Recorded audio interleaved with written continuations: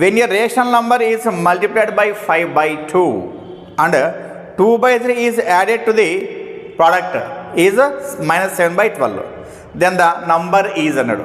ఒక అకర్ణీయ సంఖ్యను 5/2తో గుణించి ఆ లబ్ధానికి 2/3ను కూడితే -7/12 వస్తుంది ఆ సంఖ్య అన్నాడు. ఫస్ట్ మనకి రేషనల్ నెంబర్ ఎంతో తెలియదు మనకు, కాబట్టి ఏమనుకుందాం దాన్ని అంటే ఎక్స్ అనుకుందాం. ఎక్స్ అనుకుంటే దీన్ని ఏం చేసినాడంట 5/2తో మల్టిప్లికేషన్ చేసినాడంట. ఈ రేషనల్ నెంబర్ని మల్టిప్లికేషన్ చేసి తర్వాత ఏం చేసినాడంటే మళ్ళీ దీనికి ప్లస్ ఏం చేసినాడు యాడ్ చేసినాడు. ఎంత యాడ్ చేసినాడు 2/3 యాడ్ చేసినాడు. 2/3 యాడ్ చేస్తే ఎంత వచ్చింది ఆన్సర్ అంటే -7/12 వచ్చిందంట.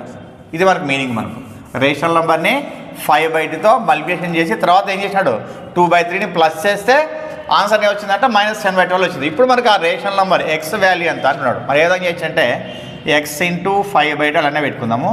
-7/12 అట్లనే ఉంటుంది. ఈ ప్లస్ వచ్చేసి ఇటువైపు వెళ్తే ఏమవుతుంది -2/3 అవుతుంది. వెంటనే మనం ఎల్సిఎం తీసుకోరాదు. ఏం చేద్దాము ఈక్వల్ చేసుకోవాలి. అంటే ఇక్కడ 12 ఉంది, ఇక్కడ 3 ఉంది.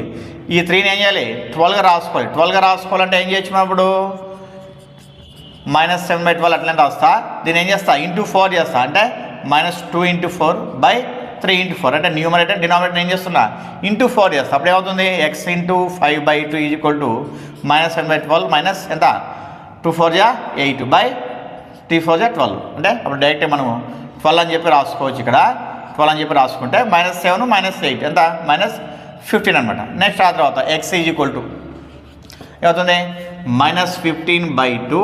ఇక్కడ ఇంటూ కాబట్టి ఇటువైపు వస్తే ఏమవుతుంది రెసిప్రోకల్ అవుతుంది. అంటే ఏమవుతుంది 2/5 అవుతుంది. 2/5 అంటే 5 1 = 5 3 2 1 = 2 6 3 1 = 3 2 so X is equal to -1/2.